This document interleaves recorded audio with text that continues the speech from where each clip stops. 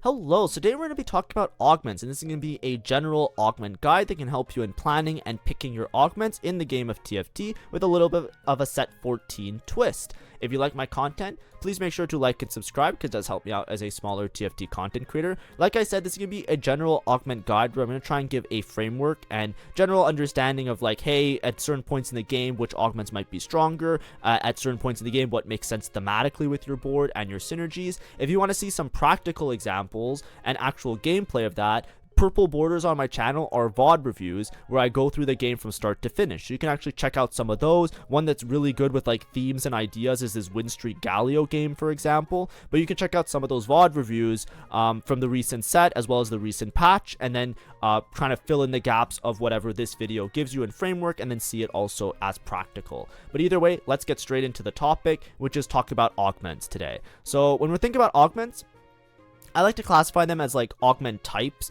just to make it a little bit easier so you can kind of group them. A lot of the augments kind of do a similar thing as each other but just in different ways. A lot of times you'll hear people talk about augments being like econ augments. These are usually ones that just help you to hit your board. There's some way of giving you extra gold. Gold is your main resource to interact with the game, so you can use it to level, use it to roll, use it to hit units, use it to buy units, etc. So the idea is that you can take augments that make it easier for you to hit your board, and that's usually helps you with consistency because you just get to hit the board that you want to play. So having a good amount of econ is going to help reduce that variance a lot of the time.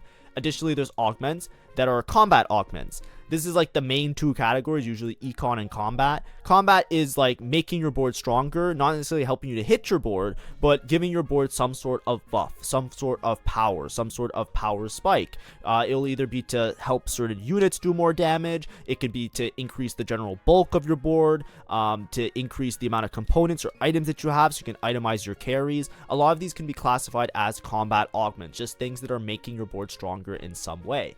Now, me personally, I like to keep it simple, so I usually talk about econ and combat augments, and I group things very generally in those sections. There's also, like, lots of other augment types. I talked about components. I usually consider components to be closer in lieu with combat augments, but there's also reroll and, other more specific augments. These are ones that give you, like, champ duplicators or things like that, where it's kind of hard to be, like, an econ augment. They're more for playing, like, tempo or certain play styles. One good example is an Exalted Adventure, right? This is what I mean when I say reroll or other. It's things that like kind of structure your game plan in a different way that don't necessarily follow the same framework as some of the other augments, right? Usually if you take Exalted Adventure, your whole game is revolving around playing around Exalted Adventure, for example, and it's supposed to give you some level of econ in the form of the duplicators, as well as some sort of cash out of massive combat power with its final cash out later. Stuff like that is things you can consider as like the other category.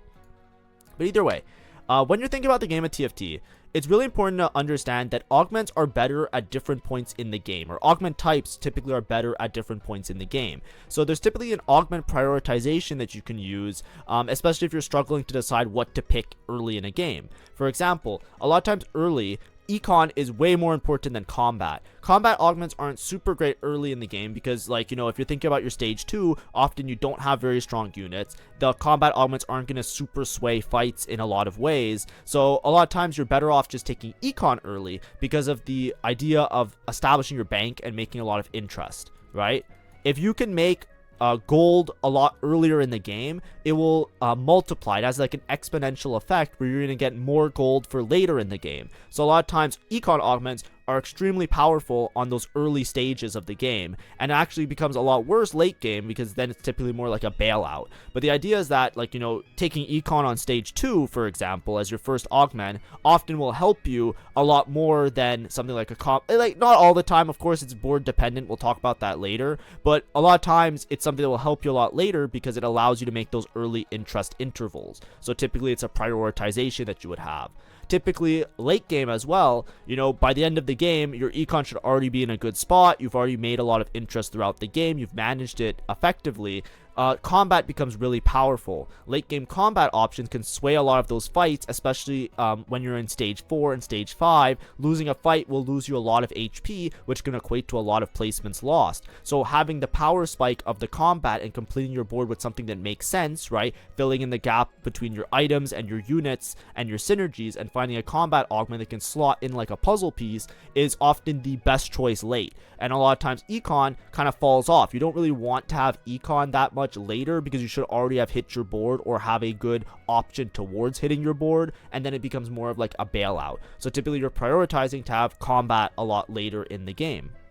So a typical augment selection would be something like econ, combat, combat. The idea is that you take econ augment early, set up your bank, set up your situation so you don't have too much variance in the game and you can easily hit the board that you want to play, and then you just stack up with combat augments to make your board as strong as possible. Because the only thing that will separate you and another person, right, if there's 2 of you left over at the end of the game, right, and you both have your board, right, the person who's going to win is the person with more combat augments, because that person is just going to hit harder and be way stronger, and that's how you're going to lose the fight. So combat augments could often, you could take a board that's not necessarily one of the meta strongest boards, but if you pump it with a lot of combat augments, it will become extremely powerful. So typically, there's very rare cases where you want to take like, multiple econ augments. A lot of times you want to make sure that you have enough econ to hit everything. When you establish your board, establish your econ, establish your bank really early, then once you hit your board, you just want to try and have combat, and try and hit as hard as you can. Typically, if you're in certain encounters, which we talked about in the encounter guide on my channel, then you might want to prioritize taking multiple combat augments, like triple combat, just because like that would be ideally, your quote-unquote strongest board. Your strongest board will be the one that has the most extra power from augments, because eventually econ, besides hitting your board, is not actually going to do anything. So if you can hit your board anyways, like if it's Scuttlepuddle and you have a lot of gold and you can hit the board no matter what, or you feel really confident you'll hit your board no matter what, then taking multiple combat is going to help your board a lot more in order to get those higher placements. So when you're picking your augments, what you'll always want to do is complement your units as well as your synergies, right? You want to take an augment that kind of fits in between whatever you're missing. The big concept about this is that, the idea of diminishing returns, right? If you have augments that work with your units, things that either synergize, for example, if you're playing Vex and you have Omnivamp, which helps out the Vex. If you're playing something like Anima, which has a lot of damage amp, and you take something with base stats. If you're playing something like Street Demon, which has a lot of base stats, you complement it with damage amp. You want to try and put stuff together that makes your board hit as hard as possible by scaling the stats in the most meaningful way. And this is very similar to how you make items, which I talked about a lot in my guide on diminishing returns. So it's the same logic. The idea is that you don't want to stack similar stats, because then you have a diminishing return effect where, the percentage increase in power is not going to equate the amount of increase that you're having, because it's going to be smaller and smaller if you're stacking on the same stat. If you want to know more about this, I don't want to go too much into it in this video, but it's a very important concept. It's actually on my channel, and I did a set 14 updated one. This came out like a week or two ago. You can actually search it up. I'll try and link it in this video as well. Maybe where the little eye is in the top right corner should appear right about now. So the main idea that you want to think about augments is try and slot in whatever your board needs to complete your board, and that relies on your synergies as well as the units that you're playing a lot of the time.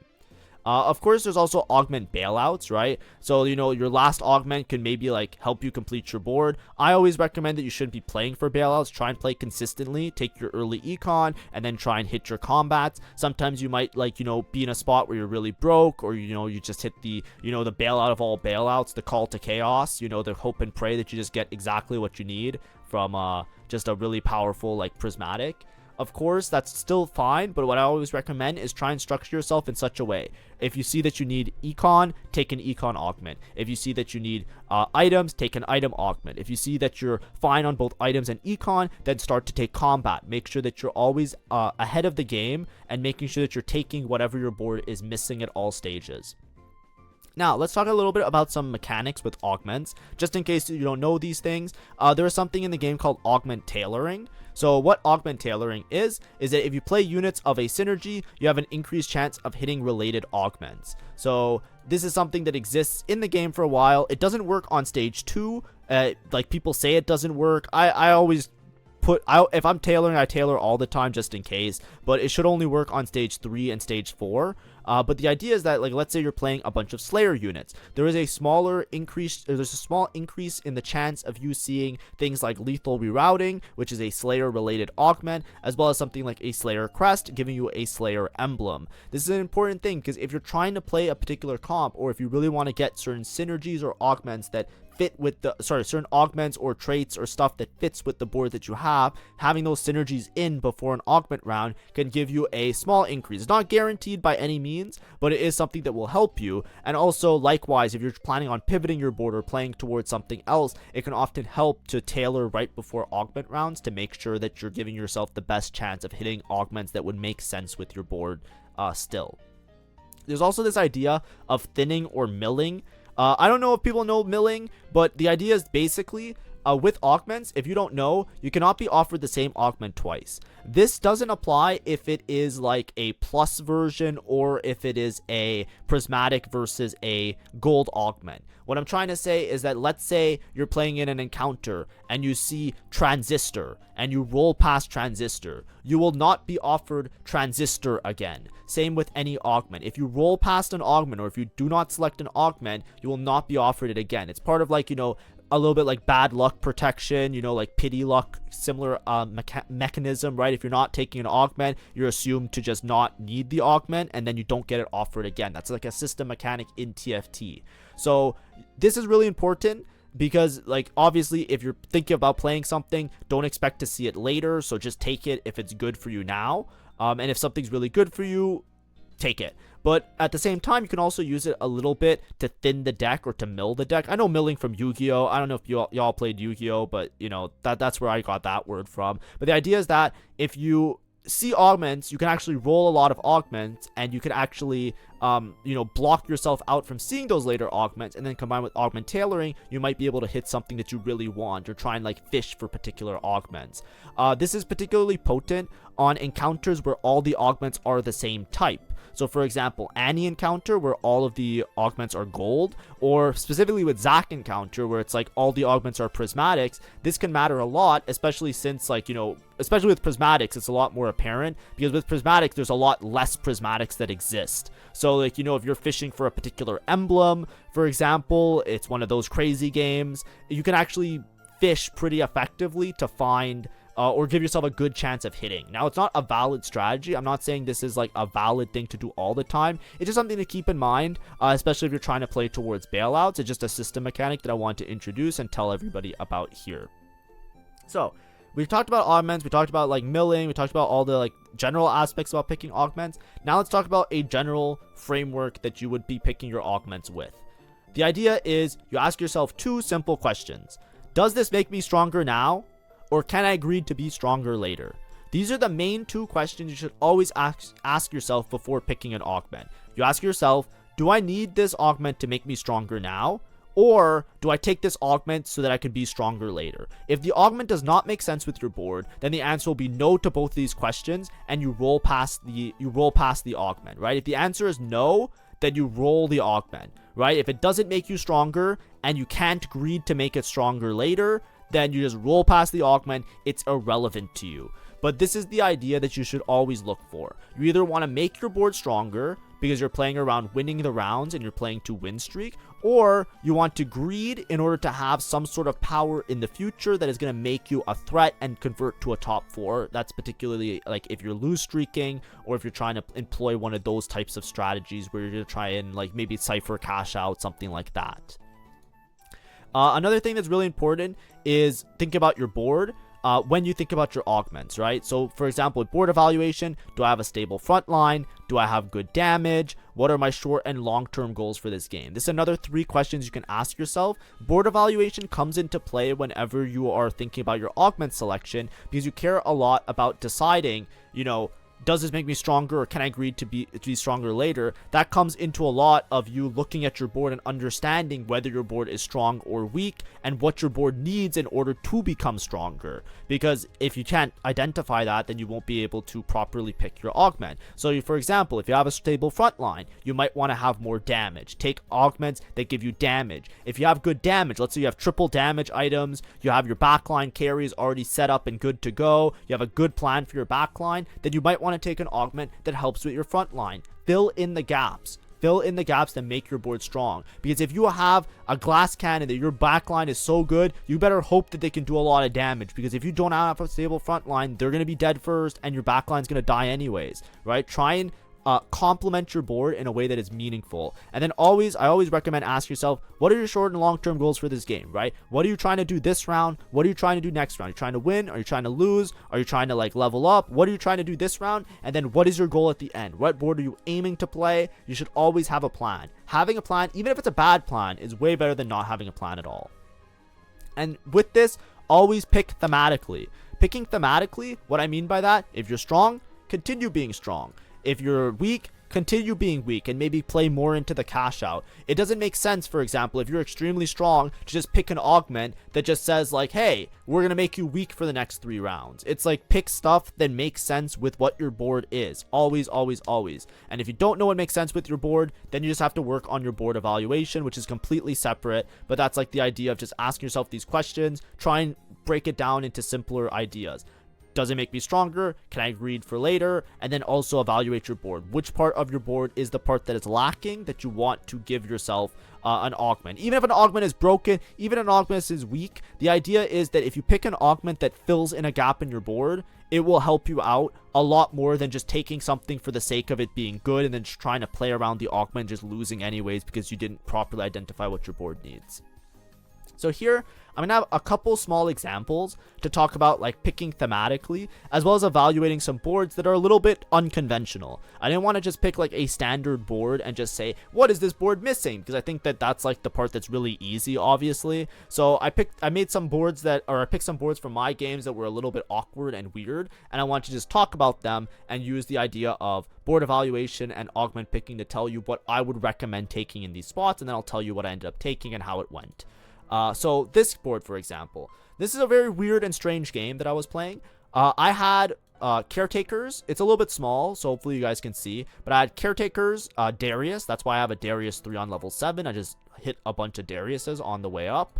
And then I have find your center to buff up this Darius as much as possible. If you look at my items, I have 2 items on an MF1. I'm actually MF paired, which is pretty good. I also have another tank item, so I'm going to have triple tank item on the Darius, and then I have some leftover components that I can maybe make like an AP backline carry.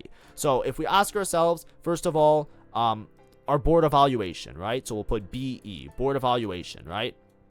Number 1, do I have a stable front line?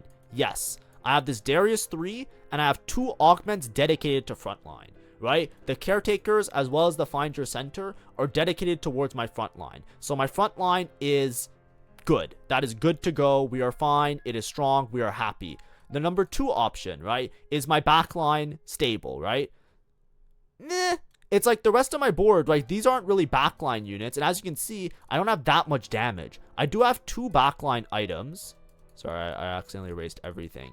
I do have 2 backline items, so this one I'll just put like a maybe, right? Until I have MF2, which I'm a little bit a ways from, right? I'm level 750 gold, and this is actually, it got cut off, but this is 4-1, right? I could potentially hit MF2 and just win out, but until I have MF2, right, I don't have other damage items here, really, right? I have like maybe like a blue buff or something. Like there's not much going on here, so it's actually a little bit stressful in terms of my backline damage. And then if we go number 3, right, what are my long-term and short-term goals for this game? Well, my short-term is that I want to continue to win streak, right? So my short-term is win, and my long-term goals is that eventually I want to play like Dynamo, right? Like I want to play some sort of Dynamo board, cap out around Aurora, because obviously I can't play TF here. I didn't have a good TF spot. I have some AP items. I want to play around AP while also playing around this MF and this Darius. What's the synergy that fits in? Aurora and Dynamo. So that's my board evaluation. So when I'm picking my augment, I want to pick something thematic. I'm strong and I want to continue to be strong. So that means I want to pick something that increases my damage, right? I want damage, I want combat. These are going to be the things that are most important. And then third, maybe econ, because I don't have the MF2, right? But I don't really care about frontline because I have 2 augments already dedicated to frontline. If my frontline isn't stable with this 3-star Darius with Find Your Center, the game's chalked anyways, right? We just give up, we go home, like there's nothing else to do here, right? The main thing that I'm lacking right now is damage because I don't have that much. I just have this MF with 2 items and it's an MF1 and everybody else is kind of like whatever and my other items are whatever. And maybe I want econ to hit the MF and make it to level 9 because I don't have that much gold. But that's my board evaluation. And what I ended up taking this game was support item. I didn't want to go through the VOD because I think it's just going to be too distracting, but that's what I ended up taking. But either way, the idea is that no matter what, I'm going to look for an augment that's going to make me stronger at the given moment because that's what I'm playing around thematically. So let's go through another weird board, right? I tried to pick 2 of the weirder boards that I can find. This is a Strat Amp board, so let's go through my board evaluation. Now, this is going to be a little bit of a weird board, but basically, if you look, first of all, my front line. My front line is like kind of okay, but we don't actually know. If you look at this is one of those wacky games. I'm level 9 and I still have a lot of gold. Like I still have 13 gold, and this is 4-1 by the way. So I'm not even at 4-2, so I didn't pick my second augment. So it's a little bit wacky.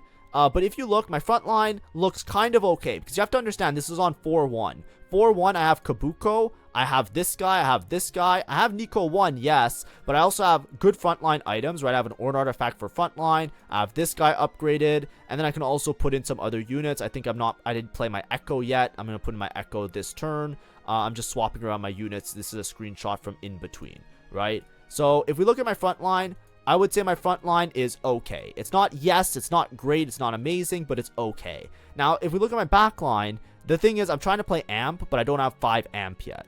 5 amp is my huge power spike. So this is a kind of like a meh. So even though like my front line isn't upgraded here, most of the units on my board are frontline. And then I also, if you look here, have Annie items. And Annie also contributes to the front line. So that's why I say my front line is okay. I'm basically like 1 upgrade away from having an incredibly strong front line. But the problem is I lack damage because my other items, I don't have another set of damage items for another carry. I can basically set up for my Annie, which is pretty good, but that's why it's like a meh. It's not like a strong, confident board that's going to be really strong and really powerful because the Annie doesn't pump out that much damage unless I have like 5 amp and then Tibbers kind of goes nuts a little bit.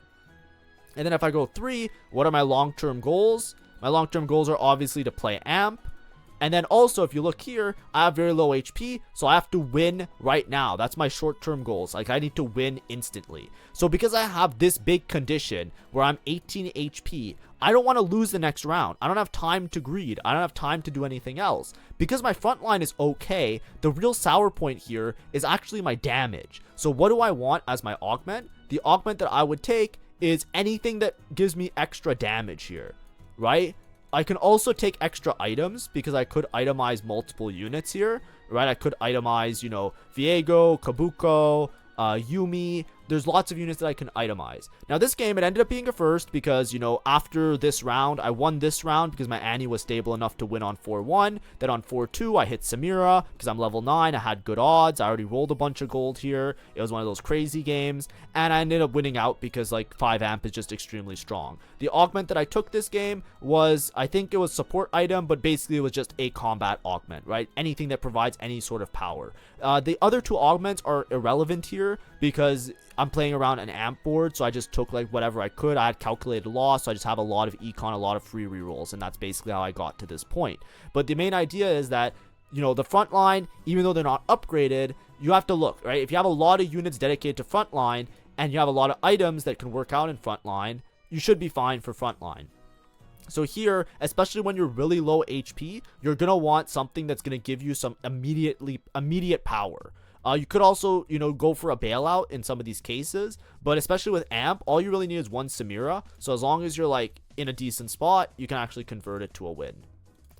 But anyways, those were two, like, you know, a little bit more obscure examples. If you want to see more particular examples with much better explanations, please check out my channel and watch the VOD reviews. Those are the main ways that you're going to learn it. I just don't want to go through an entire VOD review in this video, because then the video is going to be like an hour plus long, and then nobody's going to watch it anyways. They're just going to skip, and then I'm going to have a bunch of people saying, please put timestamps, which they're probably going to say anyways, but I just don't have time because I'm busy and I have other things to do tonight. So I'm trying my best to manage everything in my life. But of course, whatever.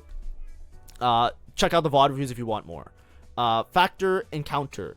The main thing that you always want to consider as well is the encounters that are in the game. So when I say encounters, those are going to be the opening encounters. So the opening encounters, they can often sway which augments you want to take. For example, if your opening encounter gives you a lot of gold, you're going to have an easy time generating early econ. So often, unless you really want to play like a high cap fast 9 style of gameplay that's very risky, you're going to want to avoid econ augments because you're going to have the econ already. Additionally, if it gives you like spats or it gives you emblems, then you want to take emblems. Try and hit those win conditions that way. If you get Ornn artifacts, you want to take potentially another Ornn item. Try and stock those Ornn artifacts together.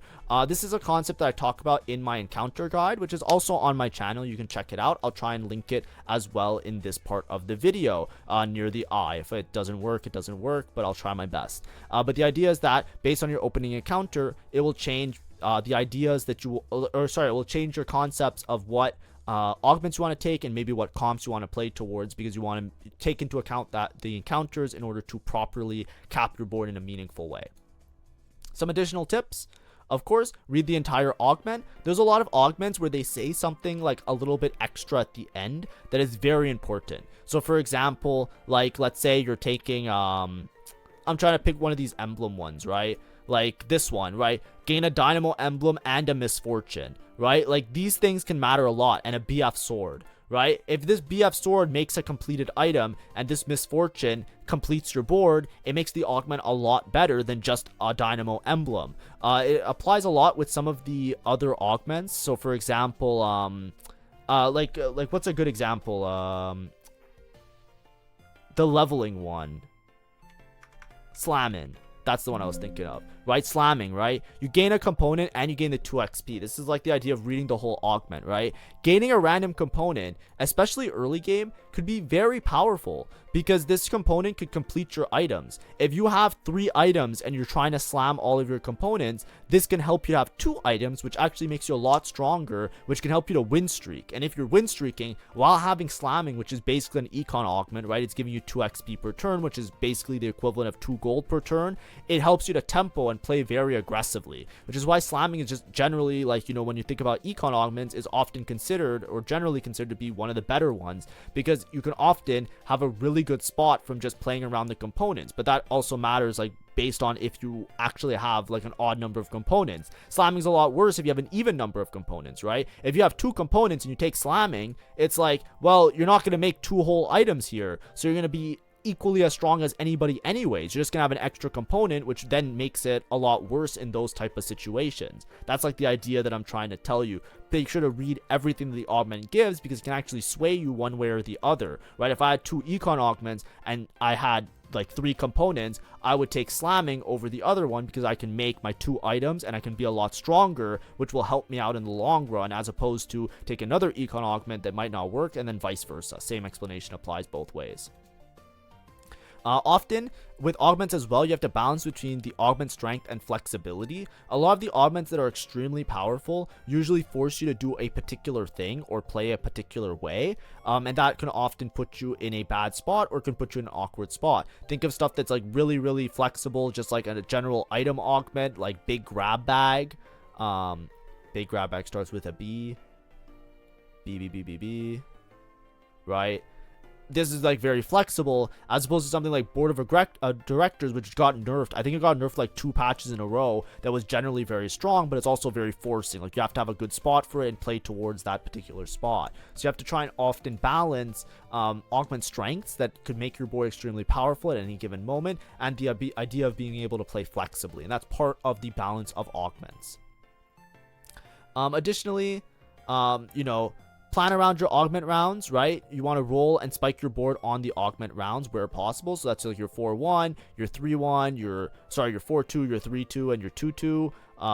Or whenever the augments get moved around, try and think that that's where you're going to spike, because you have more information as well as the extra power from the augment in order to properly craft your board.